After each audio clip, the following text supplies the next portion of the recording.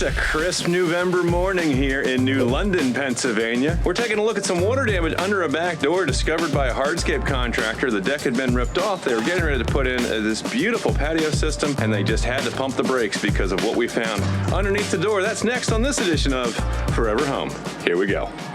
So a customer called us because of what their hardscape contractor discovered underneath this back door, and we'll take you up and show you what we found. It looks like the original people who put the deck on secured the deck directly through the siding. And if you've watched any of our deck playlists, you know that that's a big no-no because there's no way to flash this. You can't allow the water to get out, and you wind up trapping moisture back there. And there could be all kinds of problems in here that we don't know about, hopefully not, but they just ran their bolts right through the ledge board, right through the siding, and you definitely don't want to do that. If you're having a deck installed in your house, it's very important the siding comes off, the deck board gets put on there, hopefully with some air, some drainage gap behind that with some washers or spacers. You get some ice and water shield down between there and the house, you get the flashing layers right, and you move the water to the outside and you protect the framing of your house. That didn't happen here. So we'll take you over to the door area, and where most of the water damage is concentrated is right here on the bottom edge of this side of the door and at the same spot on the other side. And you might be asking, well, why is the water damage concentrated on either side of the door? I'm glad you asked. Let's talk about J-channel. So this window here is a really good example of what could potentially be going on. So you've got the window itself and the window trim, right? There is a piece of J-channel, U-shaped piece of material up against the edge of that, and that's where the edge of your siding goes into, and that hides the cut edge of your siding. Let me grab a piece for you. So here's what that looks like. Just a J-shaped piece of vinyl, and that allows the water, it hides the cut edge of your vinyl, of your siding here, and gives you a spot that you can secure that edge because you put the nails here, and then those nails are hidden by the siding when it goes over. And then what do you do at the bottom of this piece of J-channel? So what's supposed to happen is there's supposed to be a piece of flashing that goes on there behind that. So any water that comes down the bottom of this J-channel, if there's a piece of flashing at the bottom edge behind here, it would move the water out and onto the drip channel.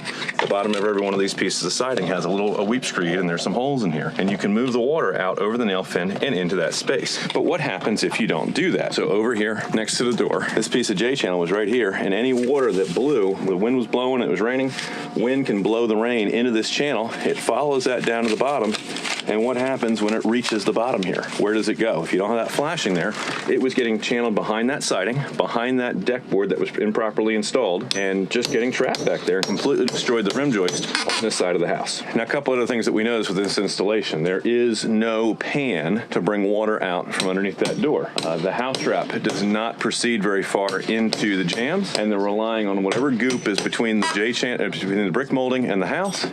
We do not have a drip cap on top, so the way the house wrap is up on top of here, any water that comes down that has the option to try to run behind that piece of brick mold up top, and you're relying solely on the adhesive goo that you put in there to keep rain from getting in on top of that door. We'd like to see the mechanical flashing layers in place where you've got a Z-cap, a drip cap on top, and the house wrap in front of that, so any water that comes down has to transfer and come out in front of that brick mold over the door. In order to fix this properly, we are obviously replacing that 2x10 that's underneath the door, but to get the flashing right, to get the pan back in on the door correctly, we have to take the door unit out of the opening. So we're going to pop that out. We're going to put in either ice and water shield or some fluid applied membrane or ice and water shield or aluminum, some sort of a pan in there, protect that sill, that subfloor that's there. There is some subfloor over on this corner that's going to have to get replaced because the water got into that plywood material. We'll get that out. We'll get some sort of a new sill in there. We'll see what it looks like and determine what the best approach is once we get to the part. We're going to wrap house wrap into that opening properly so that we can back dam and air seal it and then put it all back together. So that's the start of the process. We'll keep you posted as we go.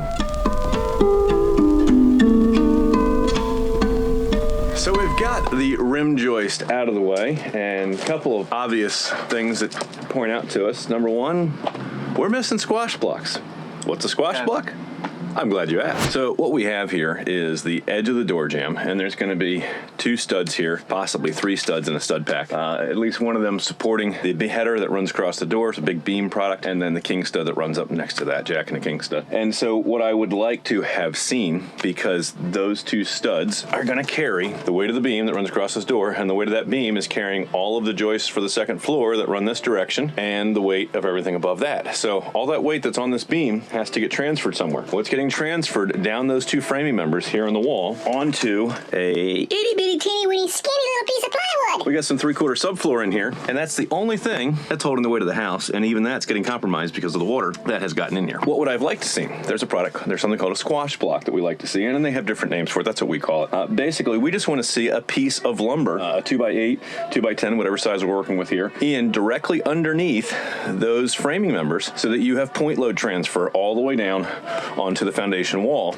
and that you're not relying on this piece of plywood to span that load between this joist and this joist. So we don't see that here, so we want to cut them and put them in before we put our new piece of ribbon board back in. We got the same thing on this side. Now this is a hair better, but even still, you can see that this joist is not directly underneath where those two framing members are going to be. So we want to make sure that we get some blocking in there so that that load is transferred directly down onto the footer and the foundation wall. So this is the piece of lumber that came out. It came out actually in 3 pieces. We've got there's so much water damage going on down here at this end. And here's the piece from the other side, and you can see the wood is just absolutely gone. Some people call this rot. I call it water damage.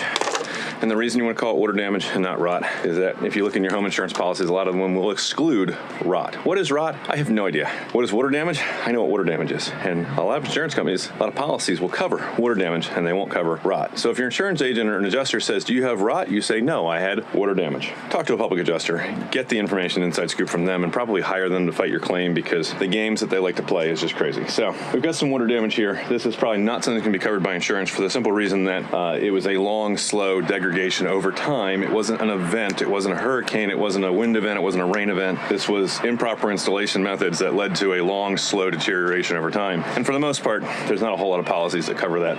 Again, talk to a public adjuster, talk to a lawyer, get your policy looked at to see what yours specifically covers, because every one of them is, of course, different. So we've got this ripped out. I've got the trim off the door on the inside. We're getting ready to pop this door unit, but before we pop the door unit out, we're gonna see what we can do as far as patching in the rim joist and getting this back together so that we don't have the door out longer than necessary, because we don't want all that cold air blowing through the house. We have set up some plastic sheeting inside, and we can show you a picture of that here. And so that'll help contain some of the wind and the cold and keep the warmer in the house in to some extent. But again, we don't want to have that door unit out any longer than absolutely necessary. So hopefully pop it out, make the changes we need to make, and put it back in.